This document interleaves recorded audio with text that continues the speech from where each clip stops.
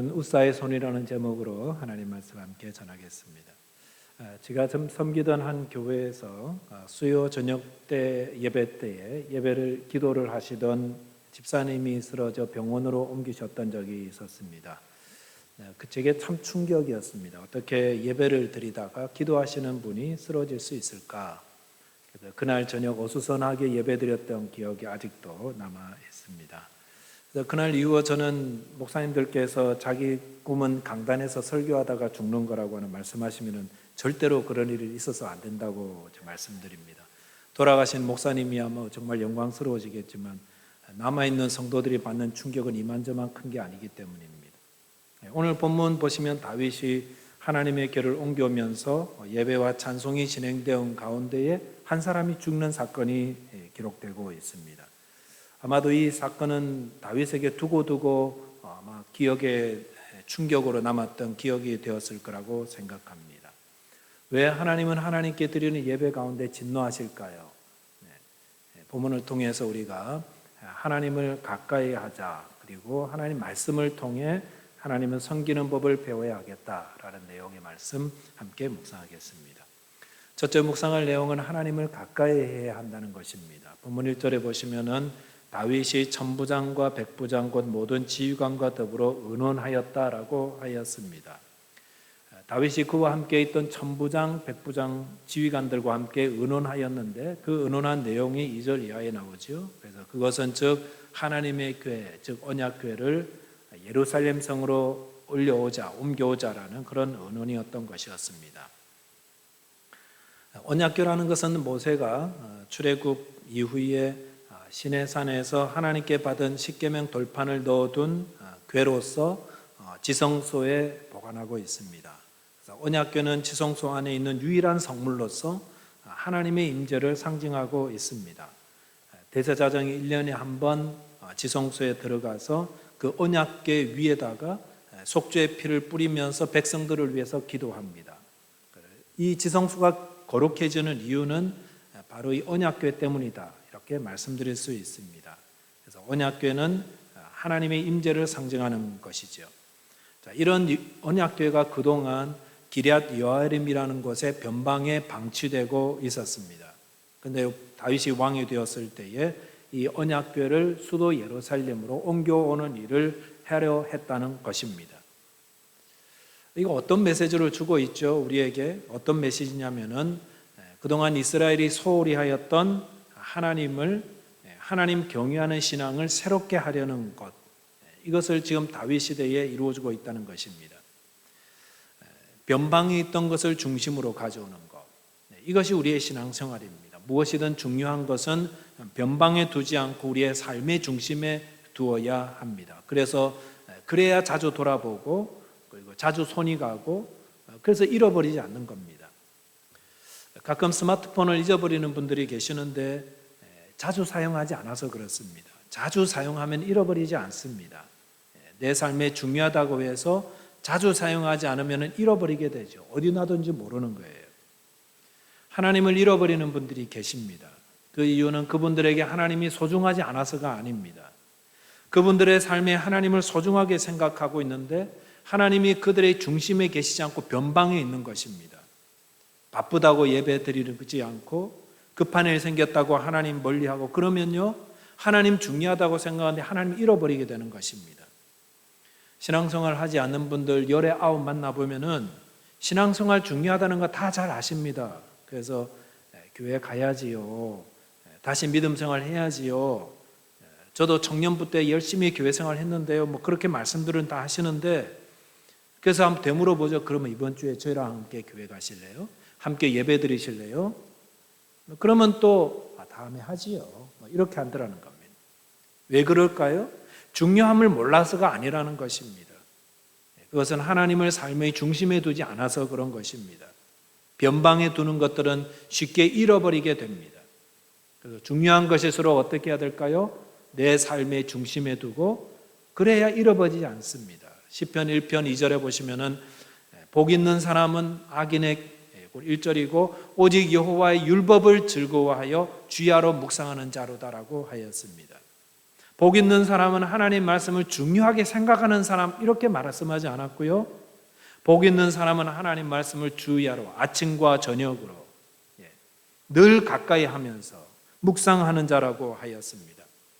하나님 말씀 중요하다는 거 아는 걸로만 충분하지가 않다는 거지요. 나의 삶의 변방에 두었던 하나님 말씀을 이제 내 삶의 중심에 두고 아침에도 읽고 저녁에도 읽고 묵상하며 삶을 살 때에 하나님 말씀을 통해 주시는 복을 누리게 된다는 것입니다. 본문 3절에 보시면은 다윗이 언약궤를 메어 오는 일에 대해 백성들에게 설교하면서 이렇게 말했죠. 우리가 우리 하나님의 궤를 우리에게로 옮겨오자. 사울 때에는 우리가 궤 앞에서 묻지 아니하였느니라 하매라고 하였습니다. 다윗은 그 전의 사울 왕 때에 하나님의 궤에 묻지 않았다라고 했습니다. 그런데 이제는 그렇게 하자. 이제는 하나님의 궤 앞에 두고 기도하고 묻자, 이렇게 말하고 있는 것입니다. 사울 왕 때는 하나님의 궤가 있었습니다만 변방에 있었죠. 그래서 하나님께 묻지 않았다는 겁니다. 근데 그런다고 해서 사울 왕이 하나님을 중요하게 생각하지 않았느냐? 그런 건 또 아닙니다. 사울 왕도 하나님 참 중요하게 생각했습니다. 그래서 하나님께 제사 드리는 거 소중하게 생각해서 제사 지내기 전까지는 전쟁 안 나간다 뭐 이렇게도 했죠. 그러다가 자기가 직접 제사도 막 집행하기도 하고 그랬잖아요. 그리고 전쟁 같은 중요한 일 앞두고는 하나님의 응답을 받기를 정말 간절히 소중하게 생각했습니다. 근데 아무리 중요하게 생각해도 그는 하나님을 변방에 둔 자였습니다. 그러다 보니 하나님의 궤를 저기 멀리에 두고 그 앞에서는 묻지 않았던 것입니다. 기도하지 않았다는 것입니다. 하지만 다윗은 이제 하나님의 궤를 우리에게 가지고 와서 우리 가까이 두고 그 앞에서 묻자, 이렇게 말하였습니다. 하나님의 궤는 하나님의 임재를 상징하는 것이기 때문에 하나님의 궤가 있는 곳은 하나님께 묻기에 최적의 장소 아닙니까? 그런 의미에서 다윗은 백성들에게 기도의 자리를 제공했다는 것입니다. 성도 여러분, 기도 중요한 거 모르는 사람 있습니까? 다 알죠? 근데 정말 기도가 중요하고 기도의 삶을 사는 사람들은 뭐가 있냐면 기도의 자리가 있습니다. 그래서 수시로 그곳에 가서 기도하고 그 시간 되면 어려울 가지고 하나님께 기도하며 하나님의 응답을 받지요.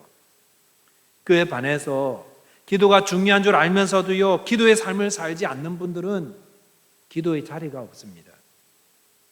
기도의 중요성도 알아요. 근데 기도의 자리가 없어요. 그러니까 정작 기도의 자리가 없으니까 정작 기도가 필요할 때, 하나님께 물어야 할 때 어디로 가야 될지 알지 못하는 겁니다. 사울 왕이 생의 마지막 전투를 앞두고 심히 공공하였을 때 어디로 갔을까요? 기도의 자리가 없으니까 하나님이 가증히 여기 있으는 신접한 여인 찾아가지 않았습니까? 기도가 중요한 줄 알면서도 나의 기도의 자리가 없다면 오늘부터 기도의 자리를 만드시기 바랍니다. 그래야 하나님이 주시는 복을 누릴 수가 있습니다. 정한 시간에, 내가 정한 시간에, 내가 정한 골방에서 기도할 수 있는 그런 자리가 있어야 기도를 통해서 하나님을 섬길 수 있고 하나님의 인도하심을 따라 살 수가 있습니다. 시편 73편 28절 말씀, 하나님께 가까이 함이 내게 복이라 라고 하였습니다. 하나님을 가까이 하는 게 우리의 복입니다. 야고보서 4장 8절 말씀에서도 하나님을 가까이 하라, 그리하면 너희를 가까이 하시리라 라고 하였습니다. 성도 여러분, 하나님을 가까이 하는 것이 우리에게 복입니다. 말씀을 통해서 가까이 하시고 또 기도를 통해서 하나님을 가까이 하심으로 저와 여러분께서 하나님이 주시는 은혜와 복을 다 누리게 되시기를 바라겠습니다. 두 번째는 신앙의 과정도 중요하다는 겁니다. 신앙의 과정이 참 중요합니다. 본문 5절에 보시니까 5절 이하에 보시면은 다윗이 어떻게 언약궤를 하나님 다윗성 즉 예루살렘으로 옮겨오는지를 기록하고 있습니다. 그 일을 위해서 다윗이 행한 것을 보면은 다윗은 최선을 다하고 있는 것을 알 수가 있습니다. 그는 이스라엘 전국에서 사람들을 모았습니다. 그리고 세수레를 준비하였고 거기에 언약궤를 실어서 나를 책임자를 정하였습니다. 본문 8절에 보시니까 다윗과 이스라엘 온 무리는 하나님 앞에서 힘을 다하여 뛰놀며 노래하며 수금과 비파와 수고와 재경과 나팔로 연주하였다고 하였습니다. 다윗이 하나님 교회를 옮겨가면서 그 앞에서 온 무리와 함께 힘을 다해서 뛰놀며 노래하며 또 여러 가지 악기들을 연주하게끔 하였습니다. 이거 뭘 보여줍니까? 다윗의 순수한 마음을 보여주는 겁니다. 선한 의도로 이 일을 하고 있다는 걸 보여주는 겁니다. 근데 문제가 생겼죠? 본문 9절과 10절에 보니까 기돈의 타작마당에 이르러서는 소들이 뛰므로 웃사가 손을 펴서 궤를 붙들었더니 웃사가 손을 펴서 궤를 붙들므로 말미암아 여호와께서 진노하사 치심에 그가 거기 하나님 앞에서 죽으니라라고 하였습니다. 언약궤를 옮기는 도중에 인사사고가 생겼습니다. 사람이 죽었어요. 소들이 갑자기 뛰니까 수레를 끌던 그 책임자 웃사가 혹시 궤가 떨어질까 봐 걱정돼가지고 손으로 붙들어 봤다는 것입니다. 그러자 하나님이 진노하셔서 웃사를 치셨고 그는 하나님 앞에서 바로 즉사하였습니다. 웃사가 왜 죽은 거죠? 아니 하나님께서 왜 웃사에게 진노하사 그를 죽인 거죠? 지금 좋은 거 하고 있는데. 결론적으로 말씀드린다면 다윗과 웃사가 하나님 말씀을 몰라서 그랬다는 겁니다. 민수기 4장에 보시면은 하나님의 궤를 옮길 때 어떻게 해야 하는지를 정확하게 기록해 두고 있습니다. 민수기 4장 5절 6절 보시면은 진영이 전진할 때에 아론과 그의 아들들이 들어가서 칸 막는 휘장을 걷어 증거궤를 덮고 그 위를 해달의 가죽으로 덮고 그 위에 순청색 보자기를 덮은 후에 그 최를 꿰고 라고 하였습니다. 언약궤를 옮길 때, 그러니까 광야에서 이스라엘 백성들이 그 자리를 옮겨갈 때에 가장 먼저 언약궤부터 옮겨야 되는데 어떻게 옮깁니까? 가장 먼저 제일 먼저 하는 거. 대제사장인 아론이 들어가고 또 제사장을 도와주는 그의 아들들이 들어가서 성소와 지성소를 막고 있는 휘장을 걷어서 그 휘장으로 언약궤를 덮으라고 하였습니다. 그런 다음에 해달 가죽으로 덮고 그 다음에 또 순청색 보자기로 덮고 꽁꽁 묶었겠죠. 그런 다음에 언약궤 옆에 있는 궤에다가 최를 띄워서 그 다음 어떻게 합니까?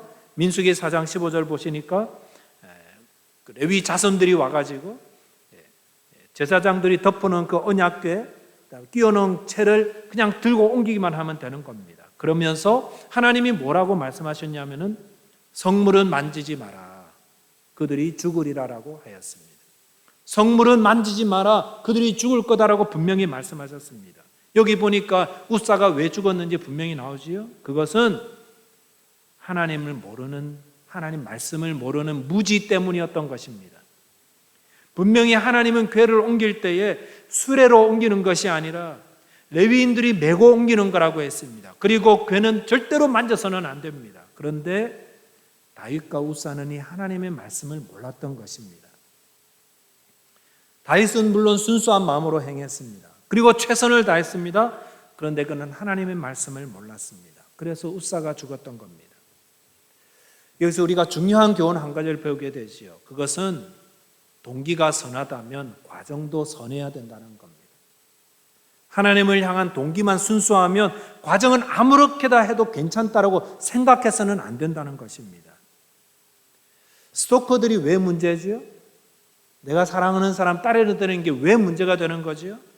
자기 마음은 뜨겁고 순수한데 왜 문제가 됩니까? 과정과 방법이 잘못돼서 그렇잖아요. 나의 사랑이 뜨겁고 순수하지만 그걸로 인해서 남에게 해를 끼치고 있으니까 마음만 순수해서는 되지 않는다는 겁니다. 과정도 함께 순수해야 된다는 겁니다. 하나님께도 마찬가지라는 겁니다. 지금 하나님을 위하는 순수한 마음이 있으십니까? 그렇다면 하나님을 섬기는 과정은 아무렇게나 해도 된다는 게 아니라는 겁니다. 하나님 말씀을 통해서 어떻게 하나님을 사랑하고 섬기는지를 배워가야 하는 겁니다. 우리가 믿는 하나님은 그냥 하나님이 아니시잖아요. 거룩하신 하나님, 거룩이 뭔지 잘 아십니까? 잘 몰라요. 우리는 공의가 뭔지 우리가 잘 아나요? 공의의 하나님 잘 모르시잖아요. 사랑의 하나님, 자비의 하나님 하는데 우리가 평생을 배워도 잘 알지 못하는 게 하나님 속성인데, 그러니까 하나님을 어떻게 섬겨야 되지요? 하나님 말씀을 통해서 하나씩 하나씩 배워 나가면서 그렇게 하나님을 섬기고 사랑해야 되는 것입니다. 하나님의 구원을 설명할 때도 동기가 선하면은요, 과정도 선해야 될 이 가르침을 좀 적용해 볼 필요가 있습니다. 어떤 분들은 기독교가 편협하다는 그런 말씀들을 하십니다. 왜냐하면은 왜 꼭 예수를 믿어야만 구원을 얻지? 다른 종교에도 구원이 있을 수 있지 않나? 이렇게 주장하지요. 하나님은 사랑의 하나님인데 무슨 지옥을 만들어 놨겠어? 타당하지도 않은 말이야. 하나님은 모든 사람들이 구원받기를 바라시기 때문에 구원받을 길을 여기저기 많이 만들어 놨을 거야 라고 그렇게 생각하시는 분들, 말씀하시는 분들, 가만히 생각하면 참 좋은 마음으로 말씀하시는 거예요. 한 사람도 막 고통받는 거 원치 않는 거예요. 어떤 사람도 지옥에 가지 않았으면 좋겠다. 얼마나 좋은 마음이에요. 정말 착한 마음이죠. 좋은 마음이죠. 그런데 그런 선한 동기, 좋은 마음으로 이야기하셨더라면 그런다고 해서 과정까지 그냥 넘어갈 수는 없다는 거예요. 우리는 웃사의 손이 될 수 있다는 것을 잊지 말아야 됩니다. 내가 웃사가 선한 동기를 가지고 손을 내밀었고 하나님의 교를 붙잡았지만 그의 행위는 하나님의 거룩함을 침범하는 것이 되었기 때문에 죽임을 당한 것이었습니다. 우리는 구원에 대해서 모르는 사람들이 모든 사람들이 다 천국 갔으면 좋겠다 생각하지만 하나님은 무엇이라고 하시는지 성경을 통해서 보셔야 됩니다. 성경은 뭐라고 말씀하십니까? 지옥은 없다. 모두 다 천국 가게 된다. 이렇게 말씀하지 않으세요. 히브리서 9장 27절 말씀, 잘 아는 말씀이죠. 한 번 죽는 것은 사람에게 정해진 것이요 그 후에는 심판이 있으리니라고 하였습니다. 분명히 말씀하셨죠. 저와 여러분 다 죽잖아요, 언젠가는. 그리고 죽음 후에 있는 게 뭡니까? 심판이라고 했습니다. 죽음 후에 심판이라뇨? 어떤 게 그거죠? 죽음 후에 받을 심판에 대해서 요한계시록 20장 12절 말씀 보니까 이렇게 말씀했죠. 또 내가 보니 죽은 자들이 큰 자나 작은 자나 그 보좌 앞에 서 있는데 책들이 펴 있고 또 다른 책이 퍼졌으니 곧 생명책이라 죽은 자들이 자기 행위를 따라 책들에 기록된 대로 심판을 받으니 라고 하였습니다. 요한계시록 묵상하면서 본 내용인데 죽은 자들 누구죠? 저와 여러분이에요. 저와 여러분들. 언젠간 다 죽는데 죽은 자들이 이제 살아나는 거예요. 저와 여러분 가운데 어떤 분들은 세상에서 큰 이름을 떨친 큰 자일 수도 있고요. 큰 자로 죽을 수도 있고 또 그렇지 않은 작은 자로 죽을 수도 있습니다. 그런 차이와 상관없이 모든 사람들이 죽은 후에 하나님의 심판대 앞에 서게 된다는 것입니다. 그럴 때에 뭘로 심판받습니까? 자기 행위를 다 기록된 책들이 있는데 저와 여러분들의 행실과 생각과 모든 말했던 것들 다 기록한 책이 있는데 그 책을 따라서 하나씩 심판을 받게 된다는 것입니다. 근데 성경에 이 말씀만 있다면 얼마나 절망스럽겠어요? 왜냐하면 우리 가운데 행위가 완전하여서 하나님 앞에서 아무 흠도 없고 책망도 받지 않을 사람은 아무도 없기 때문입니다. 모든 사람 다 죄인이라고 그랬잖아요. 의인은 없나니 아무도 없다고 했지 않습니까? 그런데 그 요한계시록 20장 12절 안에 소망의 말씀이 있습니다. 그것은 또 다른 책이 펴졌으니 곧 생명책이라는 말씀입니다. 죽은 자들이 모두 하나님 보좌 앞에서 심판을 받고 자기 행위를 따라서 심판받아서 지옥에 던져질 그때에 그 앞에 펴져 있는 생명책이 있는데 그 이름이 거기에 기록된 자들은 하나님 준비하신 천국에 들어가게 된다. 그래서 요한계시록 20장 15절에 누구든지 생명책에 기록되지 못한 자는 불못에 던져지더라. 말을 바꾸면 누구든지 생명책에 기록된 자들은 지옥이 아니라 천국으로 보냄을 당한다 라고 성경 말씀이 구원에 대해서 명확하게 기록해 놓았다는 것입니다. 그래서 성경이 말하는 구원은 어떤 겁니까? 예수를 믿는 믿음을 굳건히 지켜 생명책에 이름이 기록된 자들에게 주시는 하나님의 은혜, 그것이 구원이라는 것입니다. 우리는 구원을 어떻게 이해하고 계십니까? 선한 마음으로 모든 분들이 다 구원받기를 바라시죠? 그러나 그 과정은 하나님 말씀을 통해 배우셔야 됩니다. 저와 여러분께서 성경 말씀을 통해 하나님을 배우고 또 구원을 얻으며 또 그것을 전파하는 자 되시기를 바라겠습니다. 말씀을 정리하겠습니다. 다윗이 하나님의 궤를 가까이 두고 변방이 아니라 중심에 두고 하나님을 선교를 했던 것처럼 저와 여러분의 삶에도 하나님 말씀과 또 기도로 우리의 삶에 하나님을 가까이 하는 자가 되어야 할 것입니다. 특별히 집안에 계시면서 아침 저녁으로 성경 말씀 가까이 하고 또 기도의 시간 가지고 그런 시간들을 마련하시기 바랍니다. 또한 하나님을 섬기는 것을 하나님 말씀을 통해 배우셔야 됩니다. 누구에게 들은 게 아니라 하나님 말씀을 통해서. 그래서 저와 여러분께서 하나님 말씀에 기록된 구원의 길을 바로 배워서 천국 백성이 되시고 또 그것을 전파하게 되시기를 주님의 이름으로 축원드리겠습니다. 기도하겠습니다. 하나님 아버지 감사합니다. 저희들에게 하나님을 가까이 할 수 있도록 주의 성령께서 저희들의 마음을 인도해 주시기를 간구드립니다. 하나님 중요한 줄 알면서도 하나님 말씀 가까이 하지 않았던 저희의 삶을 회개합니다. 하나님께 기도해 줌을 알면서도 기도하지 않았던 저희의 삶도 용서하여 주십시오. 저들 날마다 아침과 저녁으로 늘 말씀을 가까이 하며 주님을 배우게 하시고 저희들의 어려움을 하나님 앞에 나가서 기도로 아릴 줄 아는 기도의 자리를 만들어 놓고 골방에서 기도하는 자 되게 하여 주십시오. 주님, 그리고 거룩하신 하나님, 사랑과 공의의 하나님, 그 하나님을 어떻게 섬겨야 되는지를 하나님 말씀을 통해서 겸손하게 배우게 하시고 주님 앞에 설 때까지 신실하게 주님을 섬기며 하나님의 뜻에 온전히 순종하며 하나님께 영광 돌리는 주님의 백성들 모두 다 되게 하여 주옵소서. 우리 주님 예수 그리스도 이름 의지하여 기도하옵나이다. 아멘.